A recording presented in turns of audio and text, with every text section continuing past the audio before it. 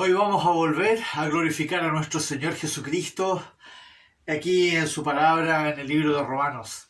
Y vamos a continuar esto que hemos estado viendo desde el domingo pasado. Este tema que estamos desarrollando sobre llegar a ser embajadores en el nombre de Cristo, pero por medio de estas características que nosotros ojalá algún día todos alcancemos para así ser dignos embajadores de aquel que merece toda la honra y toda la alabanza por todos los siglos y toda la eternidad. Nuestro Señor Jesucristo, el único Dios verdadero y la vida eterna. Por eso, hermanos, les invito a que leamos de nuevo, pero esta vez vamos a leer solamente aquí del versículo 12 al 18, que es la parte que vamos a ver hoy día. Leamos. Gozosos en la esperanza, sufridos en la tribulación, constantes en la oración, compartiendo para las necesidades de los santos, practicando la hospitalidad. Bendecid a los que os persiguen, bendecid y no maldigáis. Gozaos con los que se gozan, llorad con los que lloran. Unánimes entre vosotros, no altivos, sino asociándoos con los humildes. No seáis sabios en vuestra propia opinión. No paguéis a nadie mal por mal. Procurad lo bueno delante de todos los hombres. Si es posible, en cuanto dependa de vosotros, estad en paz con todos los hombres. Con esto en mente, les invito a que inclinemos nuestro rostro delante de aquel que merece toda la adoración, en espíritu y en verdad. Oremos. Padre Celestial, en esta mañana, bendito Dios, bendito Señor, hemos venido para adorarte, hemos venido para glorificar tu santo nombre, hemos venido para rendirnos y postrarnos a tus pies, agradecidos porque nos has considerado, nos has llamado, nos has salvado, nos has redimido y nos has justificado. Por eso queremos venir a adorarte ahora por medio de tu palabra, por medio de lo que tú nos dejaste escrito y que tanto necesitamos escuchar una y otra vez y entender correctamente para ser transformado, para que nuestro entendimiento sea renovado y así nosotros conozcamos la verdad que eres tú, Señor, y así podamos ser libres, porque tú eres el único que lo puede hacer. Gloria sea a ti, oh Señor Jesucristo. Gracias por esta mañana, por esta tu palabra, y aquí estamos para escucharte, a ti hablar ahora, en el nombre tuyo, en el nombre santo tuyo, en el nombre de Jesús. Pedimos y agradecemos todo. Amén. Amados, la semana pasada vimos la introducción a este tema que estamos desarrollando, a esta importante comisión que se nos ha delegado de ser embajadores en el nombre de Cristo. Por un lado, esto de ser embajadores en el nombre de Cristo es un privilegio obviamente inmerecido y por otro, una responsabilidad de proporciones. Por eso, nuestro bendito Señor Jesucristo nos dejó este resumen, como lo vimos la vez pasada, de sus 70 mandamientos que nos dejó por todo el Nuevo Testamento, aquí en este capítulo 12 de Romanos, para que supiésemos cuáles son las características que debemos reunir tanto dentro de la iglesia como afuera, en el mundo. Para eso vimos que este texto del versículo 9, aquí en el capítulo 12, del versículo 9 al 21, se puede dividir en 4 puntos. Hablamos de la virtud suprema, de la prioridad cristiana, de la actitud digna y de la postura cortés. Por darles unos títulos, no es que sean títulos bíblicos, pero esto nos permite a nosotros entender que esta sección de Romanos capítulo 12 se puede entonces dividir en estos 4 puntos. Vimos el domingo pasado la virtud suprema, que es solamente el versículo 9, y donde dice entonces que el amor sea sin fingimiento, aborreced lo malo, seguid lo bueno. Lo vimos extensamente. la centralidad del amor, que todo debe centrarse en ese vínculo perfecto, que es, como lo dijimos, lo que nos va a unir, el cemento que nos va a unir como cristianos. Todo va a estar relacionado en ese amor. Es lo más importante. Sin ese amor, todo lo que el cristiano puede hacer, por muy correcto que parezca o muy de acuerdo a la palabra, sea los mandamientos o todo, si no está el amor presente, de nada sirve. De nada sirve. Y Pablo es usado por el Espíritu Santo para enseñarnos claramente ahí en el capítulo 13 de 1 Corintios, y lo explica, la introducción lo dice, que da lo mismo lo que él haga. Si no está presente el amor, de nada vale. Después pasamos al versículo 10 y ahí comienza entonces este segundo punto, la prioridad cristiana. Y vimos entonces 3 versículos, el 10, el 11 y el 12, y ahí se nos habló también del amor, pero por sobre todo se nos explicó que todo lo que nosotros hagamos lo debemos hacer como cuerpo, por entre nosotros, dándonos, como dice, prefiriéndonos los unos a los otros. Un punto muy importante que debemos comprender, porque de eso se trata, servir al Señor, servirle con espíritu ferviente, ¿no es cierto? Y servir al Señor se va a manifestar a través de lo que hagamos entre nosotros. Y el Señor lo dijo claramente ahí en la profecía del capítulo 25 de Mateo, que si nosotros hiciésemos algo por uno de sus hermanos más pequeños, refiriéndose a nosotros, lo estábamos haciendo entonces directamente a Él. Eso entonces con respecto a la prioridad cristiana. Y ahora vamos a pasar a la segunda parte de la prioridad cristiana. Lo vamos a ver en estos versículos 12 en adelante, para entender bien cómo se complementa lo que vimos la vez pasada con lo que vemos ahora. Y comienza entonces en el versículo 12, la segunda parte de la prioridad cristiana. Dice: gozosos en la esperanza, sufridos en la tribulación y constantes en la oración. 3 cosas que son sumamente importantes en nuestra vida, que tenemos que tener muy claro. Parte diciendo entonces gozosos en la esperanza de la vida eterna, de la redención de nuestros cuerpos, de la esperanza de la salvación de nuestras almas, la esperanza del rapto, del arrebatamiento, todas esas cosas que esperamos que sucedan, que se van entonces a consumar en Cristo Jesús nuestro Señor. En Romanos 5:2 dice: nos gloriamos en la esperanza de la gloria de Dios. Nos gloriamos en la esperanza de la gloria de Dios. Y a esto podemos agregar lo que dice ahí, como ustedes ven en Colosenses: a causa de la esperanza que está guardada en los cielos, de la cual ya habéis oído por la palabra verdadera del Evangelio. Esa esperanza que está guardada en los cielos. Por lo tanto, nuestro gozo nos debiera llevar a exclamar, tal como está escrito ahí en Primera de Pedro: bendito el Dios y Padre de nuestro Señor Jesucristo, que según su grande misericordia nos hizo renacer para una esperanza viva. Esa esperanza que solamente tenemos nosotros, hermanos. El mundo no la tiene. El mundo tiene una esperanza imaginaria, ilusión. Ellos viven con esperanzas formadas en su mente, pero que en realidad saben intrínsecamente que no existen, que son ilusiones. En cambio, nosotros sí sabemos con absoluta certeza que hay una esperanza viva, que hay una esperanza guardada en los cielos. ¿Y cuál es esa esperanza viva? Como justamente lo va a decir en este texto tan exactamente. Por favor, pongamos atención. a quienes Dios quiso dar a conocer las riquezas de la gloria de este misterio entre los gentiles, que es Cristo en vosotros, la esperanza de gloria.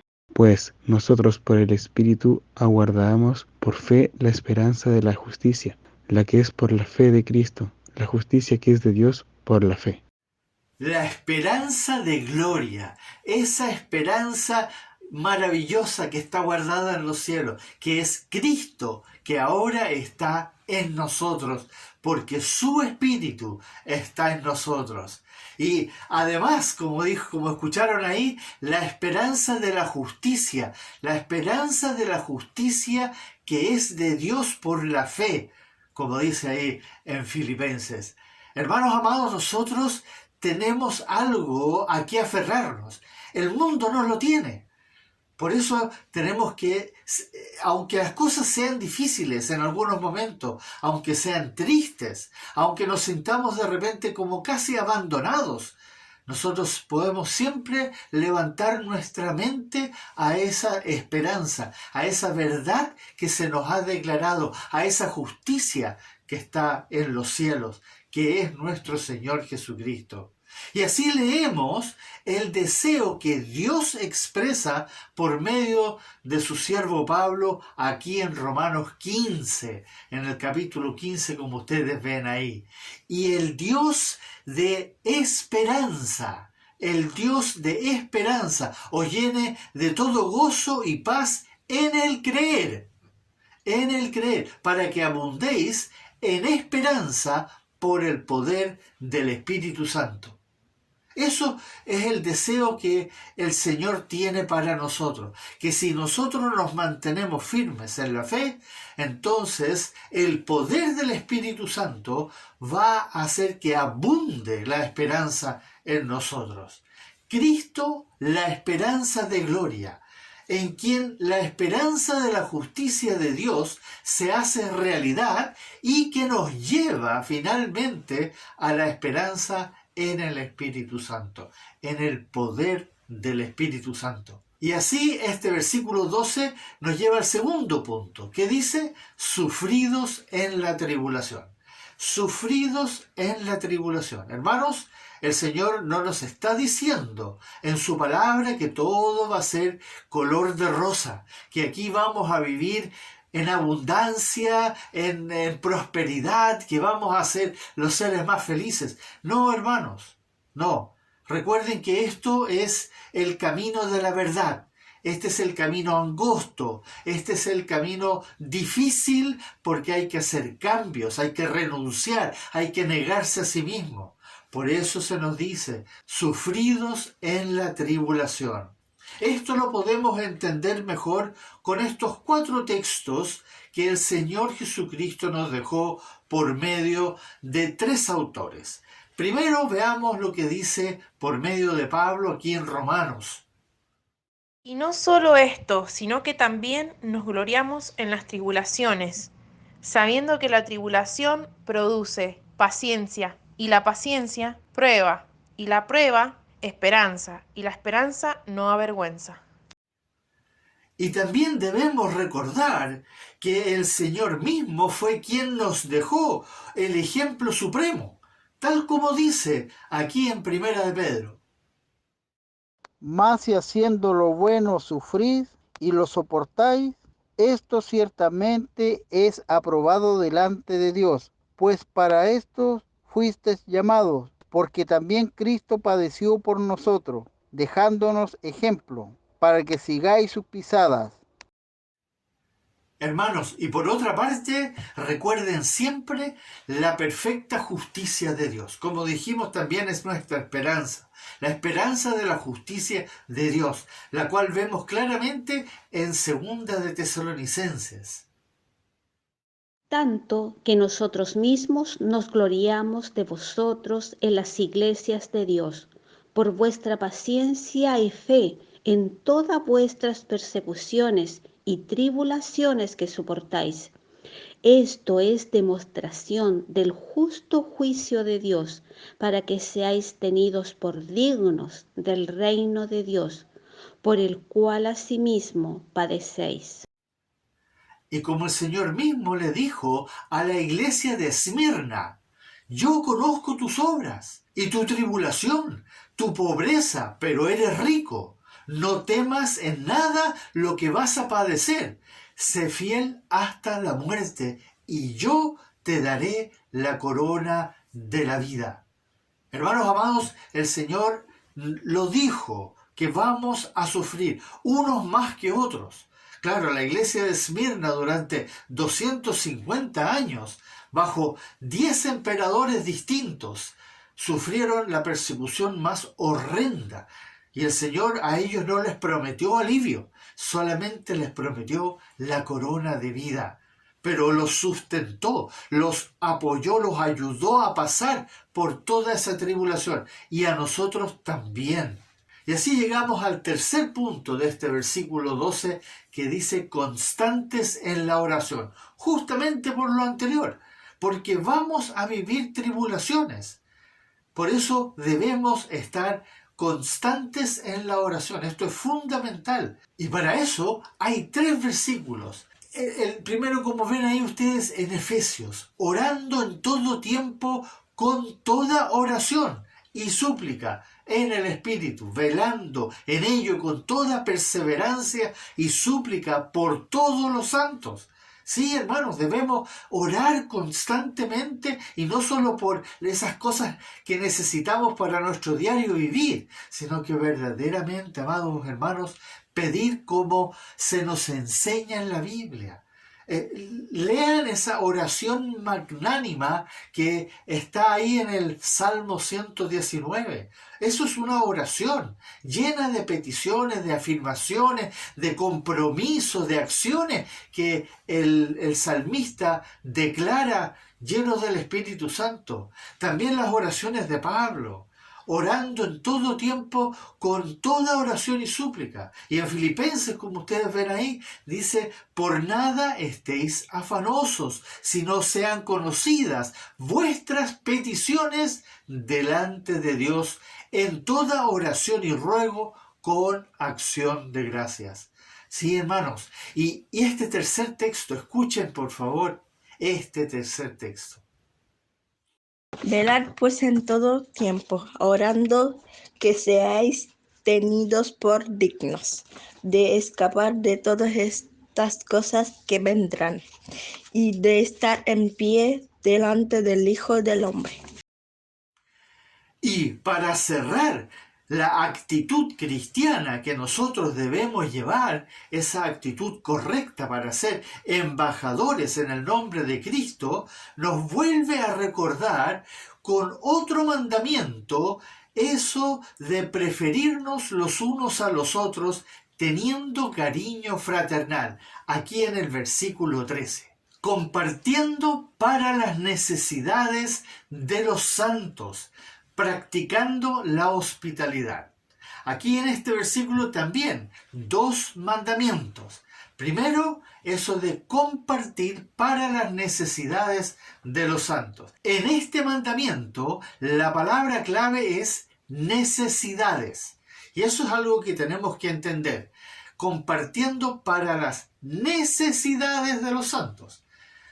Esto también está relacionado con ser buenos administradores de los bienes que el Señor nos provee. Recuerden que el Señor nos va a proveer a cada uno de nosotros lo que nosotros somos capaces de administrar. Él nos conoce. Nosotros somos los que todavía no nos conocemos a nosotros. Muchos anhelan tener muchos bienes porque prometen que van a ser entonces muy dadivosos, muy generosos con sus bienes. Pero una vez que los tienen, son muy dadivosos consigo mismos. Son muy generosos consigo mismos. Y para el Señor, bueno, un poco lo que me sobra. O un poco nomás. Pero se olvidan de que cuando el Señor es generoso, ellos debieran ser muy generosos de vuelta con el Señor. Pero para eso se nos dejó el siguiente ejemplo. Escuchemos estos 2 ejemplos que nos van a ayudar a entender un poco esto. Y aprendan también los nuestros a ocuparse en buenas obras para los casos de necesidad, para que no sean sin fruto. Y también está escrito: el que hurtaba, no hurte más, sino trabaje, haciendo con sus manos lo que es bueno, para que tenga que compartir con el que padece necesidad. Si ustedes se fijaron, hablan los dos de las necesidades. ¿Cuándo tiene necesidad un hermano o una hermana? ¿Cuándo tiene necesidad verdaderamente? Cuando se encuentra en una situación de emergencia por fuerza mayor. Hay que entender eso. Cuando está en una situación de emergencia por fuerza mayor. Me explico. Cuando sufrió un accidente, por ejemplo. Cuando sufrió un accidente, ya sea físico, automovilístico, de cualquier tipo, se le quemó la casa, un accidente, algo que vino de afuera, algo que él no generó. Cuando se quedó sin trabajo o no puede encontrar un trabajo, está buscando desesperadamente y no puede encontrar, ha perdido a un ser querido. Eso es una situación bastante dura y difícil, y el momento en que tiene necesidad o cuando están enfermos, etc. Esas son situaciones de necesidad. En cambio, no tiene necesidad si por negligencia personal ha sufrido la pérdida de algo. Y eso es lo que hay que entender, esa es la diferencia. La verdadera necesidad es la que es una situación externa, y la otra necesidad es la que se genera por su propia culpa, por su propia negligencia, despreocupación, falta de esfuerzo. Y eso es lo que hay que diferenciar. Esos hermanos que llegan pidiendo, por favor, ayúdenme con esto, sí, pero él mismo no quiere hacer nada para salir de esa situación, sino que están tan acostumbrados a pedir. Esos hermanos no tienen necesidad. Y por eso el Señor nos dejó un mandamiento muy claro que lo explica muy correctamente, ahí como ustedes ven. Porque también cuando estábamos con vosotros, os ordenamos esto: si alguno no quiere trabajar, tampoco coma. Así de claro es el Señor. El que no se quiere esforzar, el que no quiere hacer todo lo posible e incluso aceptar a veces un trabajo que no es lo que él deseaba, pero que en ese momento le puede sacar de la situación, si ese hermano o esa hermana no quieren, entonces tampoco que no coma, como dice, que no le ayudemos. Esa persona no tiene necesidad, se generó su propia necesidad y debe aprender a salir de ella por sus propios medios. Y la segunda parte de este mandamiento es practicando la hospitalidad. Practicando la hospitalidad. Es interesante que se nos manda a practicar la hospitalidad. La hospitalidad no se refiere a alojar en casa, sino más bien, como lo dice la palabra en griego, que es una combinación de dos palabras, es amor y extraño. Al juntar esas dos palabras se entiende por recibir con cariño, con amor, con misericordia a alguien que es extraño a nuestro círculo, a nuestro hogar, a nuestra familia, alguien que viene de afuera, alguien que no es parte directa de la familia. Y eso puede incluir tanto a una persona que es parte de la iglesia, que tampoco es parte de la familia inmediata, o una persona que viene de afuera. En otras palabras, que recibamos a los hermanos primeramente en nuestros hogares, así como a personas conocidas, incluso desconocidas, dependiendo de las circunstancias, hermano, siempre siendo prudentes, para compartir con ellos un tiempo de comunión, tal vez con alimentos, o si es necesario, o para escucharles y poder evangelizarlos. Muchos se acuerdan de esta cita que es muy común, que dice ahí en Hebreos 13, como ustedes ven: no os olvidéis de la hospitalidad, porque por ella algunos, sin saberlo, hospedaron a ángeles. Una cita muy conocida que muchas veces a uno lo animan entonces a recibir, porque en una de esas vamos a recibir ángeles. Bueno, en realidad eso es muy improbable que suceda, porque se está refiriendo a lo que le sucedió a Lot y a Abraham, ¿no? Los únicos dos que en realidad por unas circunstancias muy particulares, entonces se encontraron a la puerta con hombres que en realidad eran ángeles. Ellos no lo sabían y los recibieron. Pero también hay una interesante situación en la cual dos hombres iban caminando, dos discípulos del Señor Jesucristo que iban caminando a Emaús. En un momento aceptaron que un extraño se les uniese y caminase con ellos, y ellos le empezaron a contar a este extraño sin saber que el extraño que los acompañaba era el Señor mismo. Incluso lo recibieron en su hogar y le pidieron que se quedara a comer. Entonces, a esto estamos hablando con hospitalidad, practicar la hospitalidad. Por eso es importante entender que se refiere a aceptar la compañía de personas que no son de nuestro círculo, a personas extrañas, y no se refiere a hospedar para pernoctar, digamos que tenemos que darle cama y alimento en nuestro hogar por un tiempo indefinido. No está hablando de eso. Ahora, eso también puede hacerse, pero debe hacerse siempre con mucha prudencia para que la familia no sea afectada por esta persona que viene a integrarse al hogar. En algunos casos uno lo puede hacer por una situación de emergencia, uno puede ayudar al hermano, y en ese caso sí se puede hablar de hospedar. Hospedar, como lo dice en Primera de Pedro, hospedaos los unos a los otros sin murmuraciones. Ahí está hablando de los hermanos, de la iglesia, del cuerpo de Cristo. Hospedar a hermanos. Pero en general la hospitalidad es recibirle.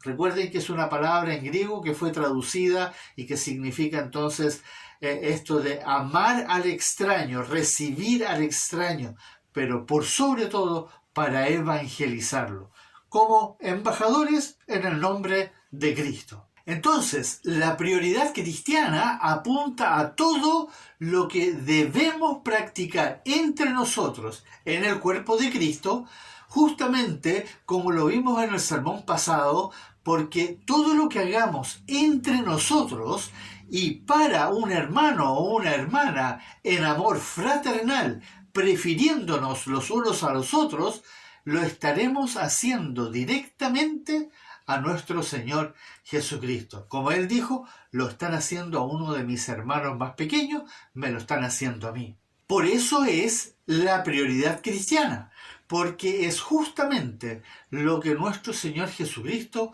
nos vino a enseñar con su nuevo mandamiento. Amaos los unos a los otros como yo os he amado. Y por eso les invito, amados hermanos, que leamos nuevamente estos versículos sobre la prioridad cristiana, aquí del versículo 11 al 13.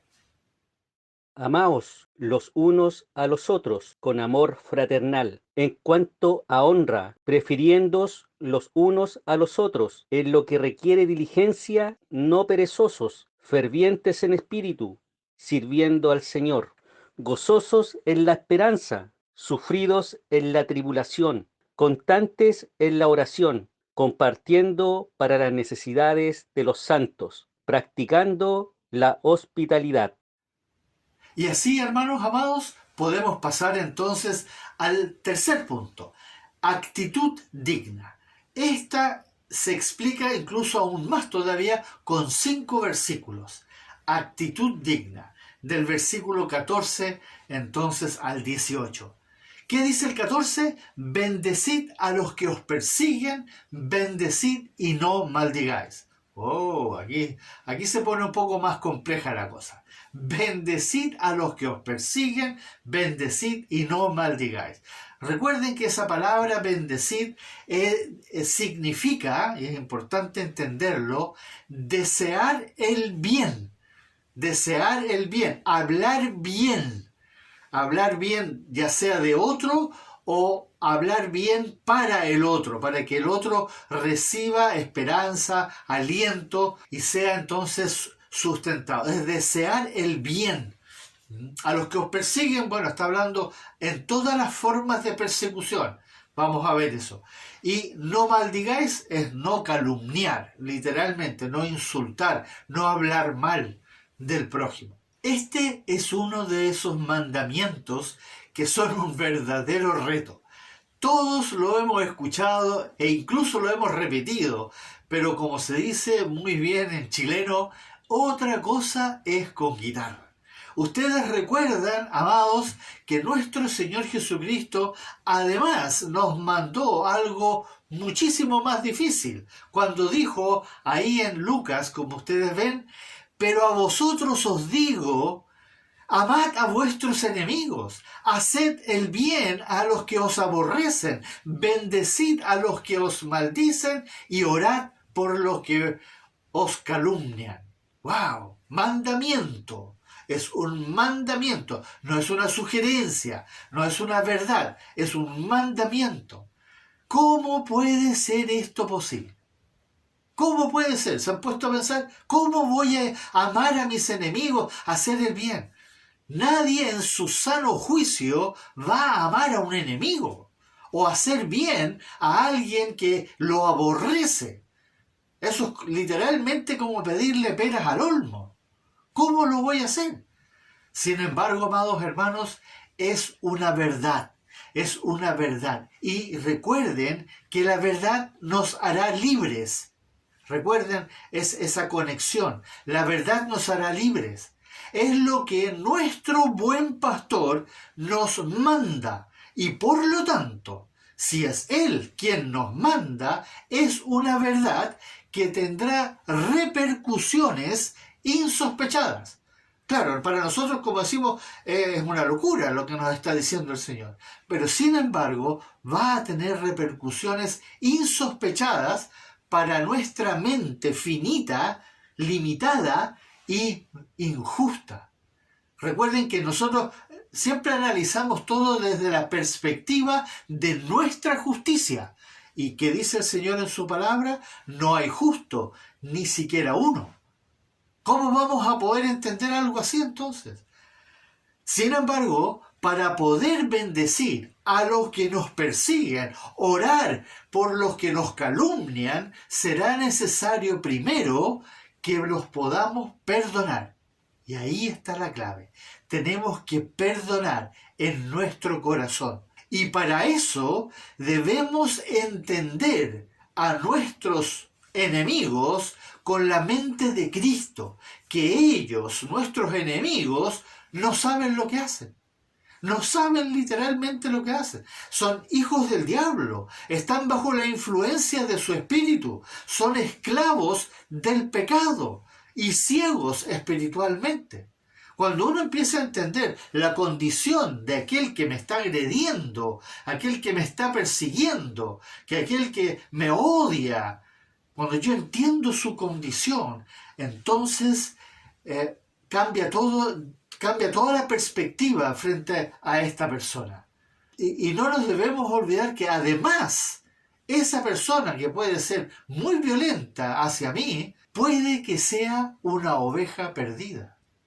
Y por lo tanto, debemos imitar el ejemplo que nos dejó Esteban. ¿Se acuerdan el primer mártir que se nos menciona ahí en el libro de los Hechos? Esteban, que fue apedreado, y cuando estaba siendo apedreado, él en el último aliento levanta la mirada al Señor que estaba en su presencia y le dice: perdónalos porque no saben lo que hacen.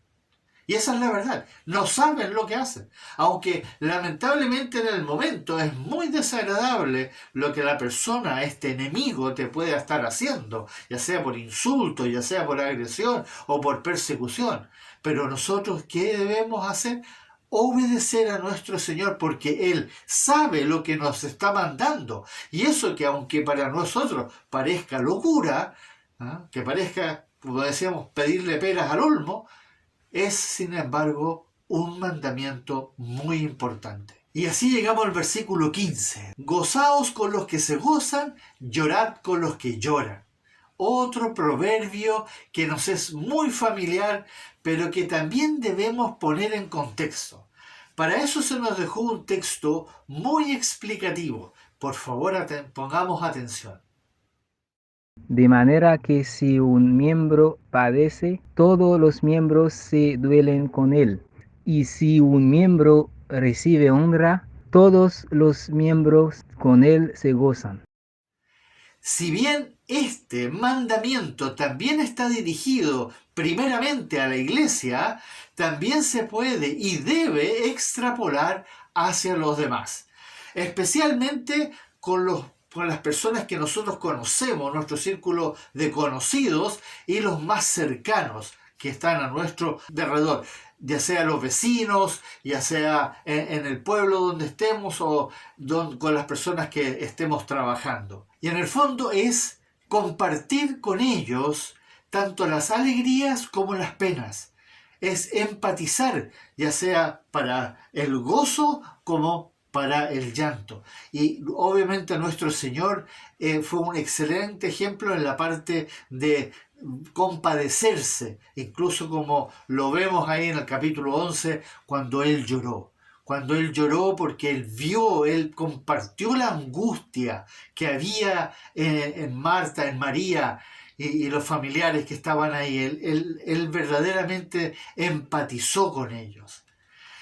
Pero para que entendamos mejor, el Señor nos manda lo siguiente aquí en el versículo 16. Dice, unánimes entre vosotros, no altivos, sino asociándoos con los humildes. No seáis sabios en vuestra propia opinión. Otro mandamiento que tiene varias aristas. Veamos primero el primer punto. Unánimes entre vosotros, no altivos. Aquí nuestro Señor nos manda nuevamente a considerarnos entre nosotros, primeramente, cuando dice entre vosotros, unánimes entre vosotros. Por eso el Espíritu Santo, especialmente por medio de Pablo, nos va a enseñar estas palabras que son tan maravillosas y que necesitamos escuchar una y otra vez. Por favor, hermanos. Os ruego, pues, hermanos, por el nombre de nuestro Señor Jesucristo, que habléis todos una misma cosa, y que no haya entre vosotros divisiones, sino que estéis perfectamente unidos en una misma mente y en un mismo parecer. Solamente que os compartéis, como es digno del Evangelio de Cristo, para que, o sea que vaya a veros o que esté ausente, oiga de vosotros que estáis firmes en un mismo espíritu, combatiendo unánime por la fe del Evangelio. Pero a este estar unánime juntos agrega este serio problema que proviene de nuestro ego, ¿ya? Que es tan perverso cuando dice no altivos. Ese no altivos es un indicador de un problema que está presente en todos nosotros porque lamentablemente nuestra naturaleza humana, nuestra enfermedad, ese ego que hay dentro de nosotros, muchas veces incluso entre nosotros termina arruinando las cosas. ¿Por qué una y otra vez caemos en esta grave falta, en esta perversa condición, creyendo que somos algo, que somos especiales? ¿Por qué? Porque decimos, bueno, nosotros somos escogidos desde antes de la fundación del mundo. No, amados, no seamos arrogantes, altivos, soberbios, sino más bien, como dice aquí en la segunda parte, sino asociándoos con los humildes. A eso nos quiere llevar el Señor. Bájense de ese altamio, bájense y pónganse a la altura de los verdaderos, a los que somos llamados, ser humildes. Y esto es sabiduría pura, amados hermanos. Esta es la sabiduría de Dios. Esto es demostración del fruto del Espíritu Santo, relacionándonos con los que no son altivos, en otras palabras. con aquellos que verdaderamente son sencillos, recatados, mansos, pobres en espíritu, que verdaderamente reconocen que dependen totalmente del Señor Jesucristo. Por eso el Espíritu va a inspirar a Pablo a escribir lo siguiente. Aquí, justamente, el tercer punto. No seáis sabios en vuestra propia opinión. Esto, hermanos, es muy importante. Como dice ahí en Isaías, ¡ay de los sabios en sus propios ojos y de los que son prudentes delante de sí mismos! Esto es algo que definitivamente no agrada a nuestro Señor Jesucristo y que es una evidencia de la fatuidad y necedad del hombre. Y esto fue lo que tan brillantemente dijo el Señor ahí en Romanos capítulo 1, como ustedes ven ahí, sino que se envanecieron en sus razonamientos y su necio corazón fue entenebrecido. Profesando ser sabios, se hicieron, ¿qué dice ahí? Necios. Y por eso va a agregar lo siguiente ahí en el versículo 17. No paguéis a nadie mal por mal, procurad lo bueno delante de todos los hombres. Esta es la actitud digna. Esto que estamos escuchando acá es la actitud digna que debemos tener. No paguéis a nadie mal por mal. Fácil de entender, pero va totalmente en contra de lo que nace en nuestro corazón cuando alguien nos hace algo malo. Cuando alguien nos agrede de alguna manera, a nosotros lo primero que procede es querer hacérselo de vuelta, ¿no? Ya sea vengarnos, ya sea atacarlos, ya sea insultarlos, ya sea agredirlos de alguna manera, quitarles algo.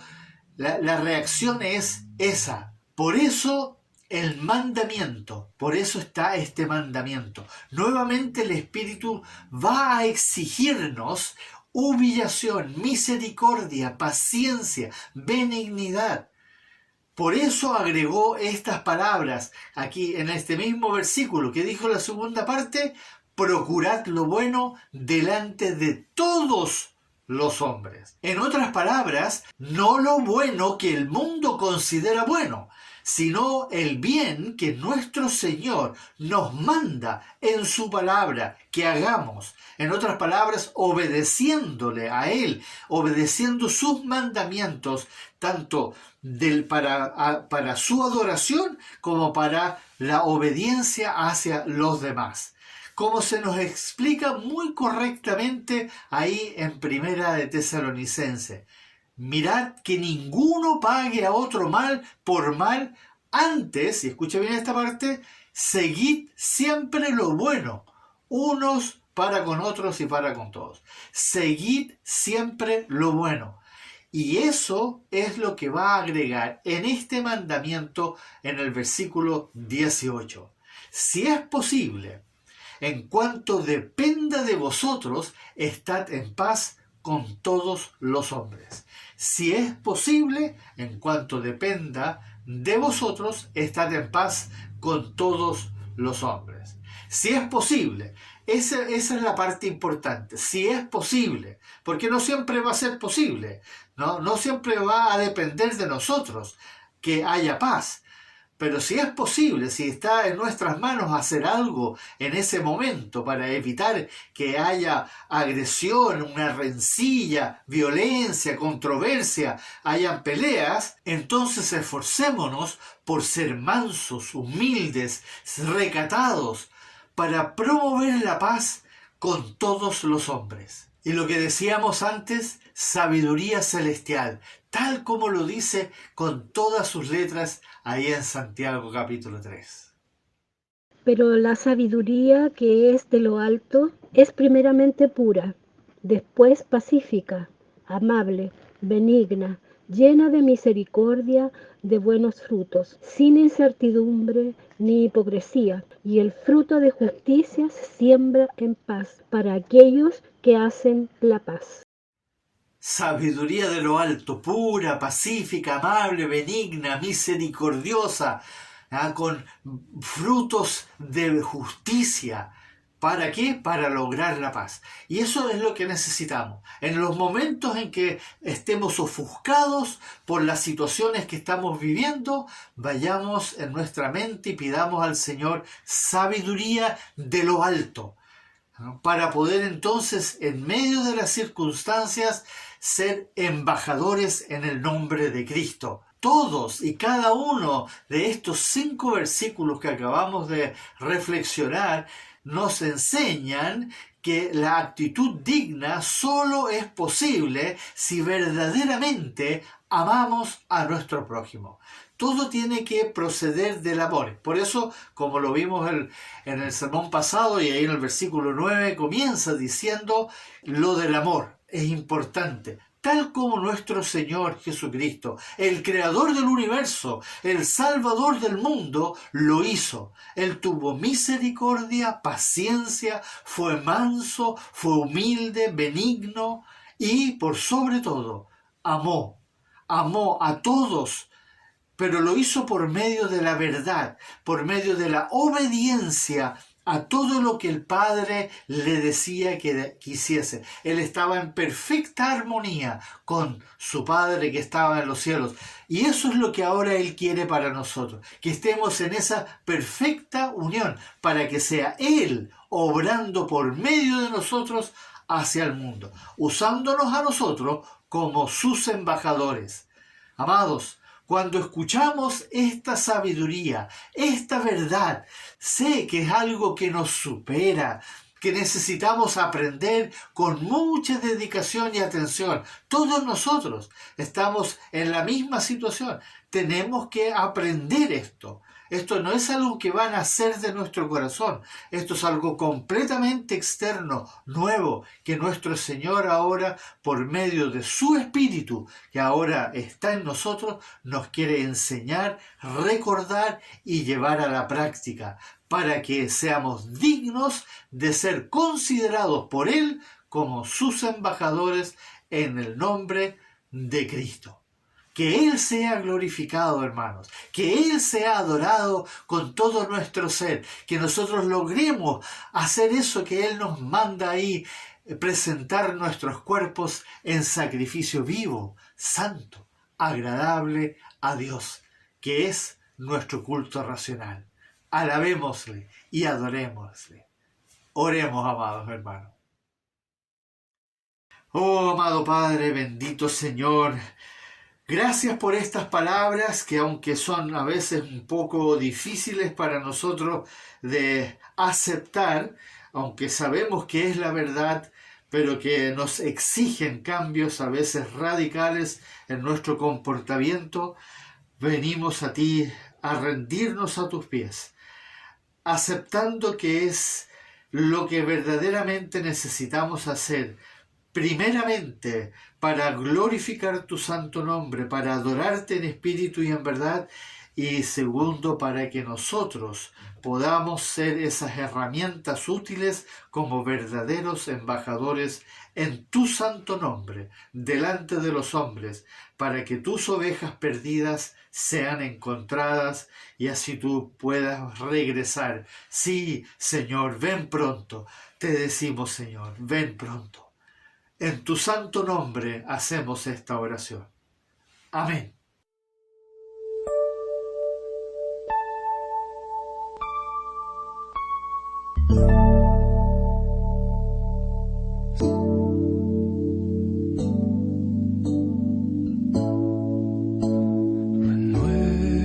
Renuévame, Señor Jesús. Ya no quiero ser igual. Renuévame, Señor Jesús. Pon en mí tu corazón, porque todo lo que hay dentro de mí necesita ser cambiado.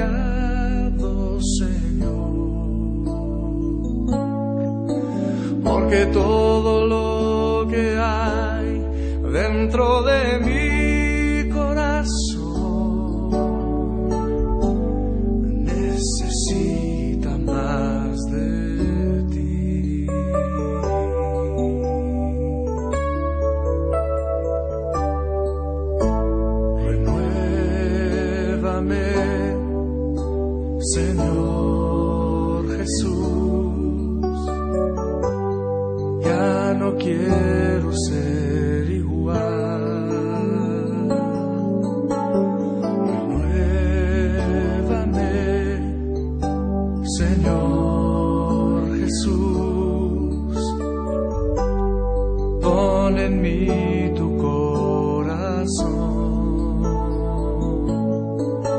porque todo lo que hay dentro de mí necesita ser cambiado, Señor, porque todo lo que hay dentro de mi corazón necesita más de ti, porque todo lo que hay dentro de mí necesita ser cambiado, Señor, porque todo lo que hay dentro de mi corazón necesita